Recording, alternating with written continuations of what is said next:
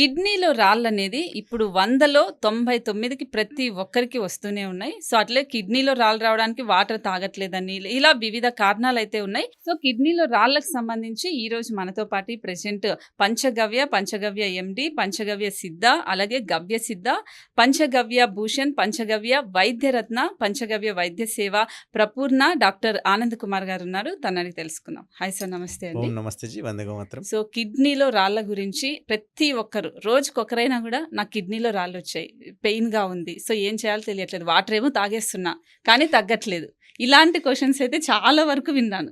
So మెయిన్గా కిడ్నీలో రాళ్ళు ఎందుకు వస్తాయి, సో దాన్ని తగ్గించాలి అంటే శాశ్వతంగా చేయాలి అంటే ఓన్లీ పంచగవ్యలోనే సాధ్యమవుతుందా, ఏం చెప్తారు? పంచగవ్యలో అయితే సాధ్యమవుతుంది, నేను మ్మ్. ఖచ్చితంగా చెప్తాను. అయితే అసలు కిడ్నీలో రాళ్ళు రావడానికి ముఖ్య కారణం ఏందో ఫస్ట్ మనం అవి చూసుకోవాలి. Yes. మెయిన్గా ఏంటంటే లైఫ్ స్టైల్లో సమస్యల వల్ల వస్తుంది. మ్మ్. అండ్ ఇంకోటి ఏంటంటే సరి అయిన టైంకి సరి అయిన సమయంలో నీళ్లు తాగకపోవడం ఒకటి. Yes. ఇక్కడ పెద్ద సమస్య ఎక్కడొచ్చిందని అంటే ఈ రోజుల్లో అమ్మాయిలలో మనకు ఎక్కువ కనిపిస్తూ ఉంటుంది. మ్మ్. ఎటైనా మనం దూర ప్రాంతాలకు వెళ్తున్నాం అనుకోండి, Yes. సహజంగా ఇంట్లో ఉన్న వాళ్ళు ఏం చెప్తారు, నీళ్ళు బాగా తాగాలి, అవును. వెళ్ళండి అని చెప్తారు. మ్మ్. వీళ్ళు ఏం చేస్తారంటే నీళ్ళు ఎక్కువ తాగితే మళ్ళీ మనకు వాష్రూమ్ వెళ్ళాల్సి Yes. వస్తుంది అనేసి ఆ Yes. ఇబ్బందితోని అవును. నీళ్ళు వీళ్ళు తాగరు. అవును.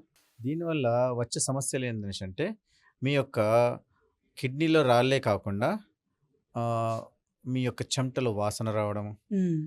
ఇదొకటి. Definitely. దుర్వాసన విపరీతంగా అవును, వచ్చేస్తూ అవును. ఉంటుంది. మ్మ్. కొంతమంది ఆడవారు ఎన్ని పువ్వులు పెట్టినా ఏం చేసినా Yes. వారి దగ్గర కొద్దిసేపు ఆ ఎండలో అటు ఇటు తిరిగేసరికి స్వెట్ విపరీతమైనటువంటి వచ్చేస్తుంది. స్వెత్ వల్ల దుర్గంధం వస్తుంది మనకి ఎస్. ఇక్కడ. ఇదొక సమస్య. మ్మ్. నీళ్లు సరిగ్గా తాగకపోయేసరికి ఏమవుతుంది అనేసి అంటే మన యొక్క జెంటల్ ఏరియాస్ ఏవైతే ఉన్నాయో అక్కడ నీటి శాతం తగ్గిపోయి లూబ్రికేషన్ తగ్గిపోయేసి అక్కడ రాపిడి ఎక్కువైపోయేసి మంటలు, దురదలు, ఎస్. తర్వాత జిగుటుతనం తగ్గిపోవడం వల్ల వాసన రావడం ఇవన్నీ జరుగుతూ ఉంటుంది. మ్మ్. ఇది ఇంకో కారణం. ఎస్. తర్వాత వచ్చేసి సరిగా నీళ్లు తాగకపోవడం వల్ల డైజెషన్ ఇష్యూస్ వస్తాయి.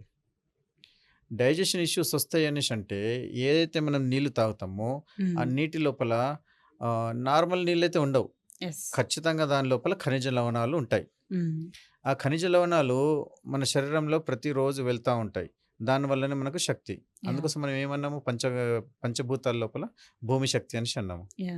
అది ఆ నీరు ద్వారా ఈ భూమి యొక్క ఖనిజ తత్వాలు మనకు బాడీలోకి వెళ్తూ ఉంటాయి. యా. అలా వెళ్ళడం వల్ల మనకు శక్తిని వస్తుంది. ఓకే. అయితే ఎప్పుడైతే ఖనిజ తత్వాలు శరీరానికి ఎంతైతే మనకు కావాలో మ్మ్. అంత శరీరం ఉంచుకొని మిగతాది మూత్రం రూపంలో పంపించేస్తుంది.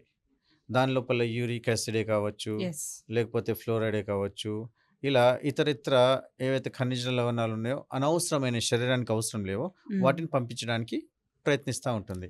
ఎస్. అయితే పంపించడానికి ఇక్కడ ఏమవుతుంది అనేసి అంటే కిడ్నీస్ లోపల ఆ, భాగం లోపల నెఫ్రాన్స్ అనేసి ఉంటాయి. యా. అవి ఎలా ఉంటుంది, ఒక కప్ప ఆకారంలో ఉంటుంది. మ్మ్. ఎప్పుడైతే రక్తం ఏం చేస్తుందంటే అనవసరమైన ఆ, ఈ యొక్క ఖనిజ తత్వాలను కానివ్వండి, మలినాలను కానివ్వండి లివర్ నుంచి తీసుకొని వస్తుంది, మ్మ్. తీసుకొని వచ్చేసి డైరెక్ట్గా కిడ్నీలకు అనుసంధానం చేస్తుంది. ఎస్. అయితే ఈ వ్యవస్థ ఎంత జటిలంగా అనిపిస్తుంది కదా, అంత ఈజీగా చేసేసుకుంటుంది శరీరం. మ్మ్. అంటే మానవ శరీరము అతి జటిలమైనది ఎస్. నిజం చేస్తుందంటే. అవును. మీరు ఒక్కొక్క పార్ట్ గురించి మీరు చెప్తా ఉంటే ఏందబ్బా ఇంత అద్భుతమా అని అనిపిస్తుంది. దాని లోపల ఈ యొక్క కిడ్నీల నుంచి మనము మూత్ర వ్యవస్థ అంత అద్భుతంగా ఉంటుంది అన్నట్టు. మ్మ్. ఇక్కడ ఏం చేస్తుందంటే శరీరంలో ఉన్న రక్తము గుండె నుంచి శరీరం భాగాలకు మొత్తం వెళ్తుంది. మ్మ్. శరీరం భాగాలకు వెళ్ళిన తర్వాత అక్కడ చేరిన మలినాలన్నిటిని తీసుకొని వచ్చేసి మళ్ళీ లివర్కి వస్తుంది అన్నట్టు. లివర్ నుంచి వచ్చేసి మళ్ళీ లివరు కొద్దిపాటిగా శుద్ధి చేసేసి మళ్ళీ పంపింగ్ చేయడానికి, చెడు రక్తాన్ని మళ్ళీ శుద్ధి చేయడానికి మళ్ళీ ఇంకోసారి పంప్ చేస్తుంది. మ్మ్. అలా పంపింగ్ అనేది సరళ రేఖలో చేసుకుంటూ లోపలికి వస్తూ ఉంటుంది అన్నట్టు, తిరుగుతూ ఉంటుంది రౌండ్గా. ఎస్. అలా జరిగే క్రమం లోపల ఆ పైప్ వ్యవస్థ ఎక్కడి నుంచి మీకు మళ్ళీ అనుసంధానం అవుతుంది అనేసి అంటే liver to kidney, kidney to again liver to again గుండె. ఇలా చేస్తూ స్వచ్ఛమైన రక్తం మళ్ళీ ఒంటికి తిరుగుతూ ఉంటుంది. ఇలా తిరిగే దాని లోపల శరీరానికి కావాల్సినంత మాయిస్ట్ అంటే వాటర్ సరిగ్గా లేకపోవడం వల్ల ఏమవుతుంది అంటే హ్మ్. ఏవైతే ఫిల్టర్స్ ఉన్నాయో ఫిల్టర్స్ నిండుతాయి అన్నట్టు. ఓకే. ఎట్లయితే ఉదాహరణకు టీ మనం కాసుకుంటాం. మనం రోజు టీ కాసుకునే దాని లోపల చాయ్ పత్తి ఉంటుంటది. పోస్తా ఉంటాము. అవును. ఫిల్టర్ అవుతుంది. ఏదైతే చాయ్ పత్తి పేరుకపోతుంది చూసిండ్రా? ఇవి హ్మ్. ఖనిజ తత్వాలు. ఓకే. Like fluoride. యెస్. ఈ ఫ్లోరైడ్ ఏం చేస్తుందంటే ఆ నెఫ్రాన్స్‌ని మొత్తం టోటల్లీ పేరుకుపోయేటట్టు చేస్తుంది. హ్మ్. దీని లోపల ఏముంటుంది మనకు ఎంఎమ్స్ ఉంటాయి. మిల్లీ మిల్లీ మైక్రాన్స్ కిందకి ఉంటాయన్నట్టు హ్మ్. స్టార్టింగ్‌లో. ఓకే. మళ్ళీ మీరు తింటున్న ఆహార పదార్థాల లోపల ఔషధ తత్వాలు వచ్చేస్తే దాన్ని ఆటోమేటిక్‌లీ కరిగిచ్చేసేసి మళ్ళీ ఆ ఫిల్టర్ ద్వారా మళ్ళీ వెళ్ళిపోతుంది. ఓకే. ఇక్కడ మనం తీసుకునే ఆహార పదార్థాల లోపల రెగ్యులర్ బేస్ లోపల ఆకుకూరలుంటాయి. ఆ ఆకుకూరల లోపల ఉండే పవర్ వల్ల ఆటోమేటిక్‌లీ ఇలా ఘనీభవించిపోయిన ఏవైతే ఫ్లోరైడ్ గాని, ఖనిజ తత్వాలు ఉన్నాయి గాని దాన్ని తీసేస్తుంది. ఇలా తీసేస్తా ఉంటే, చేస్తా ఉంటే మీకిక్కడ రాళ్ళు కావు. ఎప్పుడైతే వాటర్ లేకపోవడము అండ్ ఖనిజ తత్వాల్ని కరిగిచ్చే గుణము ఉన్న పదార్థాలు మీరు తినకపోవడం వల్ల ఇక్కడ మీకు రాళ్ళనేది ఫార్మ్ అవుతుంది. ఓకే. ఈ రాళ్ళనేటియి దీంట్లో ఫార్మ్ అయితాయి. ప్లస్ దాంతో పాటు పిత్తంలో కూడా రాళ్ళు తయారైతా ఉంటాయి. యాహ్!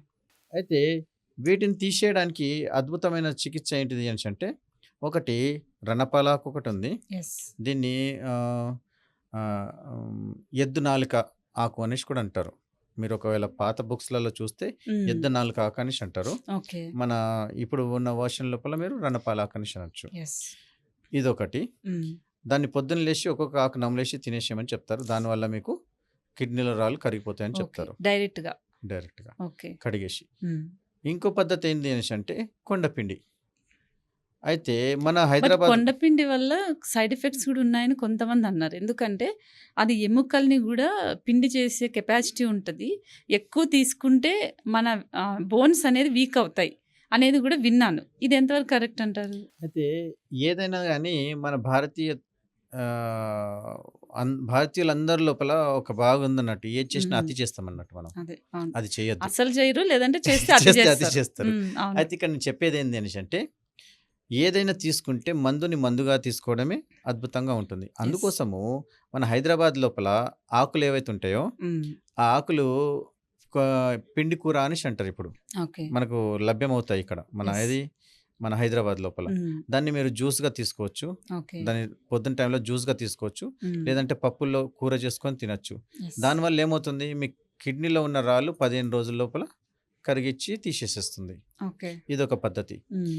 ఇంకోటి మా పంచగవ్య చికిత్స లోపల గోమూత్రం లోపల కొండపిండి మరియు దీనికి సంబంధించి చేసిన కొన్ని మూలికలేసేసి యెస్. అరక తయారు చేస్తామన్నట్టు హ్మ్. కిడ్నీకి ఓకే. స్పెషల్‌గా. యెస్. దాన్ని కరెక్ట్‌గా 30 రోజులు తీసుకున్నారంటే ఎంత థిక్ రాళ్ళున్నా గానీ కరిగిచ్చి మూత్రంలో తీసేస్తుంది. ఓకే. మరి అంటే ఎంత ఎంఎం ఉన్నా కూడా తీసేస్తది. తీసేస్తుంది. అయితే ఓకే. తీసినట్టు మీకెలా ఏర్పడుతుంది? హ్మ్. ఆడవారు కానీ, మగవారు కానీ. హ్మ్. ఎప్పుడైతే రాళ్ళు ముక్కలు ముక్కలయ్యేసి కరిగి ఎళ్ళిపోతా ఉంటుందో, హ్మ్. అప్పుడు మీ మూత్రంలో మంట కనిపిస్తా ఉంటుంది. ఓకే. అంటే మూత్రం ద్వారా దాని యొక్క నాళంలో రాపిడయిపోయినప్పుడు యెస్. మీకు తలుగుతది గదా! హ్మ్. అప్పుడు మీ మూత్రం చిన్నగా ద్వారా కొంచెం పెయిన్ అవ్వడం, మంట పెయిను, అవ్వడం. మంటలాగా హ్మ్. ఏస్తుందన్నట్టు. ఓకే. అది మీరు తెలుసుకోవచ్చు.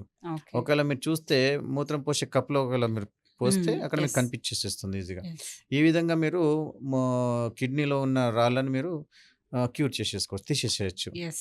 Okay. Thank you sir. Thank you అండి. ఓం సో, నమస్తే జీ. ఇలా కిడ్నీకి సంబంధించి ఏవైనా మీకు ఆల్రెడీ రాళ్ళున్నా, లేదంటే రాళ్ళు రాకుండా ఉండాలి అంటే జస్ట్ రణపాలాకు రోజు తినండి. నర్సరీలో అన్ని చోట్ల దొరుకుతుంది. కాబట్టి రణపాల తీసుకోండి.